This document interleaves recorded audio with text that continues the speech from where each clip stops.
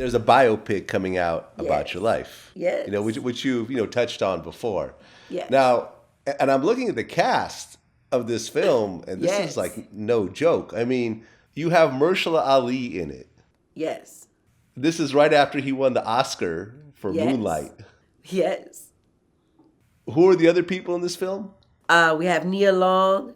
We Nia have Long. Nia Long. Absolutely, she plays my mother in the movie.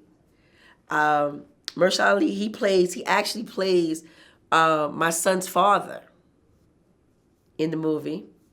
And he told me that that was one of the most difficult parts he's ever had to play. Like after he would shoot a scene, he would come over to me and hug me. He'd tell me like this was one of the hardest, parts I've ever had to play. And he was like, thank you.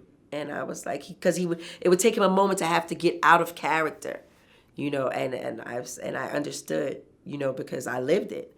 And then Shante Adams, who happened to get the Sundance Award for brand new breakout artist for this part. Yeah, she played you. She played me, and her name is Shante Adams. And what's so crazy about it is that she actually she walked in. She said her name was Shante. I looked at her and I was like, yeah, she is. She's Shante. Like she was literally born for the part of Roxanne Shante. How she was named Shante. So, her parents seen her as Shante. Wait, so did her parents name her after you or no? No, actually they didn't. They looked at her and said she was gonna be Shante. You mentioned Pharrell is behind it. Forrest Whitaker. Forrest Whitaker is behind it. Yes. This is quite a big Mimi project. Valdez, Nina Bon Jovi. It's been an incredible. Queen of Queens is one of the production companies. It was an incredible process. Like it was done in like a year. We talked about it. We signed. We agreed. It was written, and then it was done, and then it was in Sundance. Like everything just happened just like that. Yeah. Yeah, I mean, the best projects usually do that. Yes, yes. Now, are you still in contact with your son's father? He's deceased. Oh, I'm sorry to hear that.